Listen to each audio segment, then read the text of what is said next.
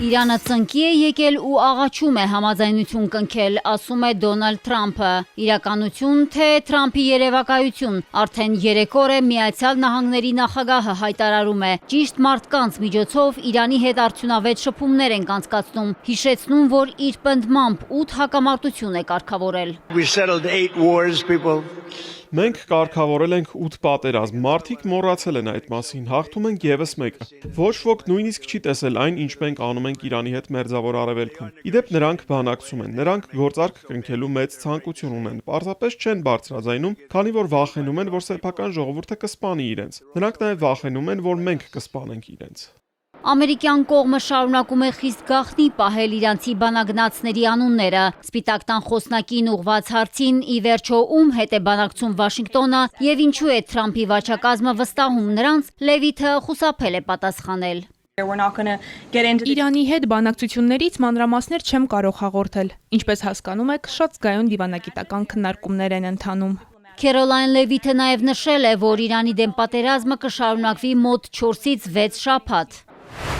Թեհրանը շարունակում է կտրականապես հերքել Վաշինգտոնի հետ որևէ ուղղակի կամ անուղղակի բանակցություններ վարելու Թրամփի վարչակազմի պնդումները։ ԱՄՆ-ի հետ որևէ բանակցություն կամ երկխոսություն չի եղել, սակայն արդեն մի քանի օր է, ինչ ամերիկյան կողմը տարբեր միջնորդներով ուղարկել է տարբեր հաղորդագրություններ, խնդրելով, որ դրանք փոխանցվեն մեր բարեկամ երկրների միջոցով եւ որ մենք արձագանքենք, ներկայացնելով մեր դիրքորոշումները։ Սա չի կոչվում ոչ բանակցություն, ոչ էլ երկխոսություն։ Սա պարզապես հաղորդագրությունների փոխանակում է բարեկամների միջոցով։ Այդպես մենք վերահաստատել ենք մեր սկզբունքային դիրքորոշումները եւ որոշ դեպքերում հնչեցրել ենք նախազգուշացումներ։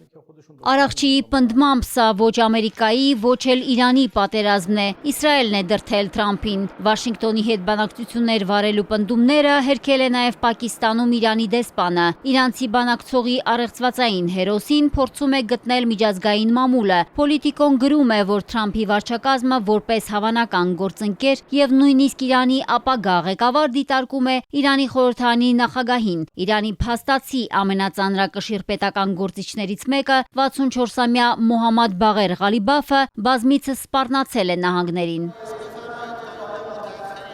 Հերքելով բանակցելու մասին պնդումները նա նշել է, որ Իրանի թշնամիները տարածաշրջանային պետություններից մեկի աջակցությամբ պատրաստվում են օկուպացնել իրանական կղզիներից մեկը։ Ղալիբաֆի խոսքով թշնամական բոլոր տեղաշարժերն Իրանի զինված ուժերի լիարժեք հսկողության տակ են, եւ եթե նրանք հատեն այդ գիծը, տարածաշրջանային այդ պետության առանց բացառության բոլոր կենսական ենթակառուցվածքները կդառնան անողոք հարձակումների թիրախ։ Իրանն ամրացրել է Խարկ կղզին զորքերով, հոբ համակարգերով ու ականներով։ Թեհրանը զգուշացրել է, կղզին կարող է գերեզման դառնալ ամերիկացի զինվորների համար։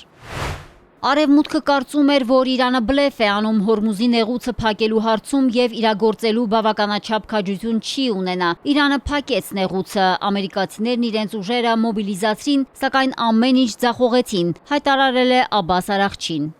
Հորմուզի նեղուցն ամբողջովին փակ չէ, այն բնականաբար փակ է միայն մեր թշնամիների համար։ Մենք գտնվում ենք պատերազմական վիճակում, տարածաշրջանը պատերազմական գոտի է, չկա որևէ պատճառ թույլ տալու մեր թշնամիների եւ նրանց դաշնակիցների նավերին անցնել, բայց այն բաց է մյուսների համար։ Իսրայելը հայտարարել է, որ սպանել է Հորմուզի նեղուցի շրջափակումը ղեկավարող Իրանի ռազմածովային ուժերի հրամանատար Ալի-Ռեզա Թանգսիրիին։ Իսրայելական լրատվամիջոցները գրում են, որ Թրամփը կարող է Իրանի հետ հրադադարի մասին հայտարարել առաջիկա հանգստյան օրերին կամ ամենաուշը հաջորդ շաբաթվա կեսին։ Իսրայելը սպասում է, որ նահանգների նախագահը ձգտելու է մեկամսյա զինադադարի կամ նույնիսկ կարող է հայտարարել միակողմանի կրակի դադարեցման մասին։ Չնայած բոլոր ենթադրություններին, մերձարևելյան տարածաշրջանը շարունակում է եռալ։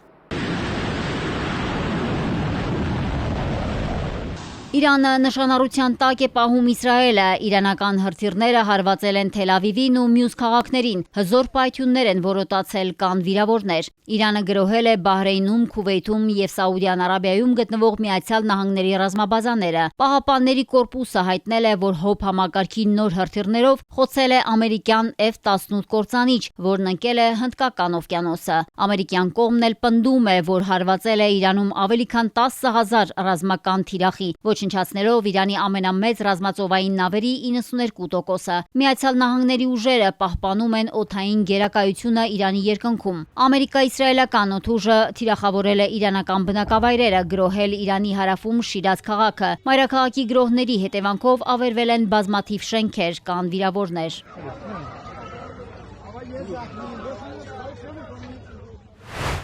Սրան զուգահեռ հակամարտության նոր օջախը սկսում է ակտիվանալ։ Իսրայելի պաշտպանության բանակը Լիբանանի ուղղությամբ օդային ինտենսիվ գրոհների ֆոնին ցամաքային ներխուժում է իրականացնում։ Հրեական պետությունը ծրագրել է հասնել մինչև Լիթանի գետը, ստեղծել պաշտպանիչ բուֆերային գոտի Իսրայելի հյուսիսը պաշտպանելու համար։ Դա արաբական երկրի տարածքի 1/10 մասն է։ Դիմադրության մարտիկները պայքարում են այդ շրջանի համար կանխելու Իսրայելի առաջխաղացումը։ Սա Իսրայելի պատմական նպատակներից է։ Նրանք մշտապես ձգտել են օկուպացնել Լիթանի շրջանն ու բռնակցել այն։ Օդային հարվածներով իսրայելական բանակը մեծ ավերածություններ է գործել, սակայն ցամաքային զորքերի առաջխաղացում գրեթե չկա։ Հեզբոլլահն ակտիվ պաշտպանվում է, հաղթահարելով երկաթե գմբեթ հոբ համակարգը։ Մարիկ Օստանյան, Էպիկենտրոն։